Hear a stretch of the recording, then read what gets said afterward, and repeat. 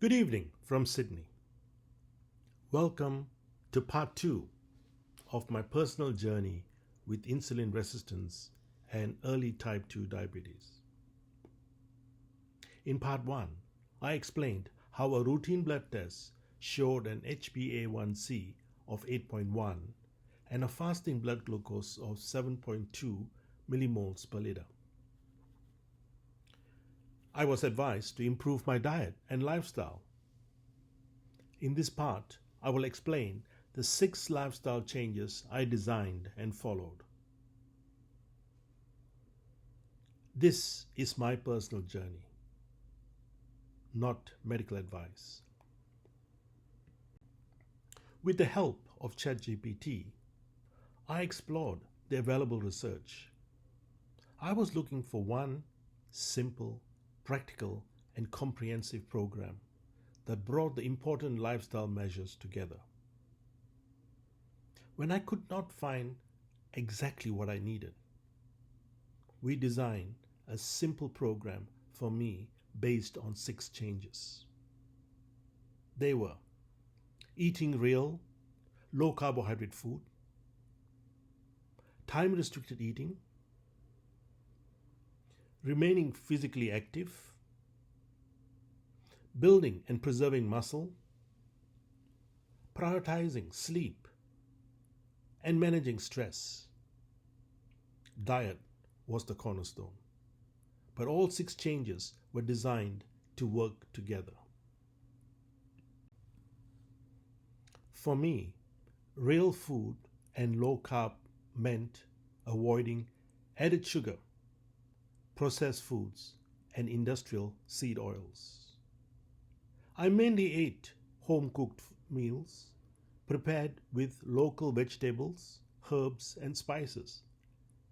I included seasonal fruits and oily fish twice a week.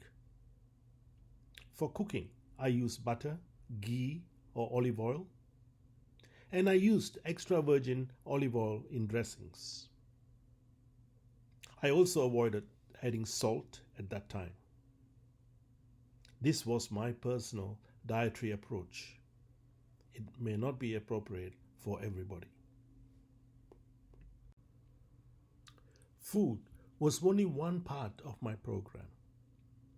I practiced time-restricted eating, ate within a consistent daily window, and avoided snacking. I walked regularly, particularly after meals, and include simple resistant exercises to help build and preserve muscle. I followed a regular sleep routine and aim for restorative sleep. To manage stress, I used walking, quiet time, and a calmer daily routine.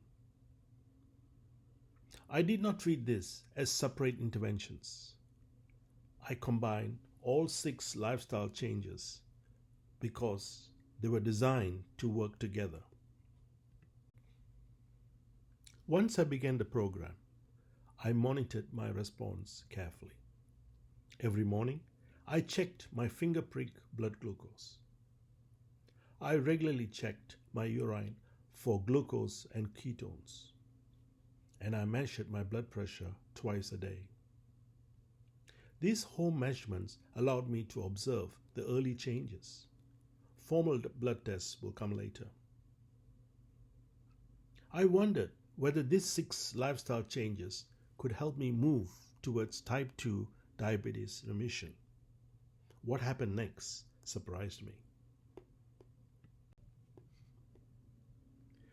By day 7, my fasting blood glucose had returned to the normal range. At that stage, there was no ketones in my urine.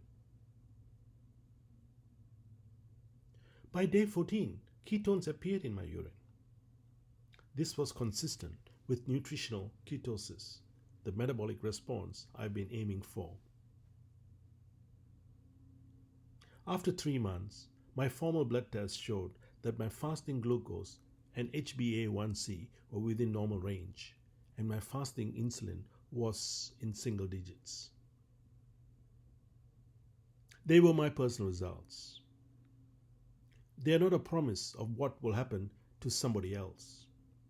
Anyone making significant lifestyle changes should monitor carefully and discuss the results with their doctor. When I returned to see my doctor after 3 months, he reviewed my progress and my results. He said, "Excellent, well done. Keep doing the same thing." That simple response was encouraging. I continued following the lifestyle program and continued monitoring my health. I continued the program over the longer term.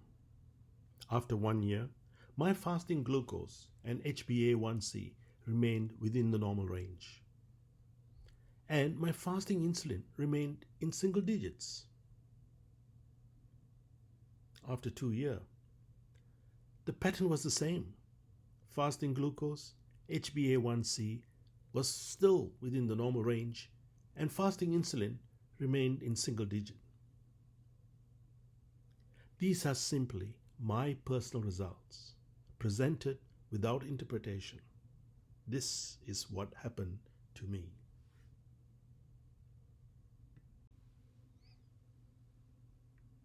Looking back, the program was not based on one isolated change.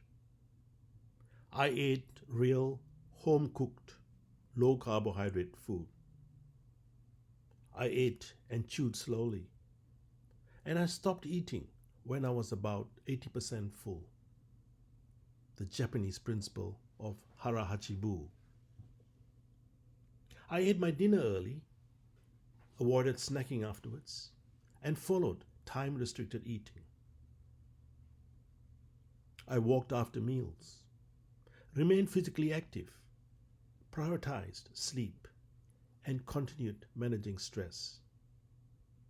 I also enjoyed drinks such as black coffee, green tea, and bone broth. It was a combination of these habits, not one habit alone, that formed my personal approach. As my health improved, my fear of premature death gradually disappeared, and my stress fell dramatically. This was my journey. It may not be yours. Thank you for listening.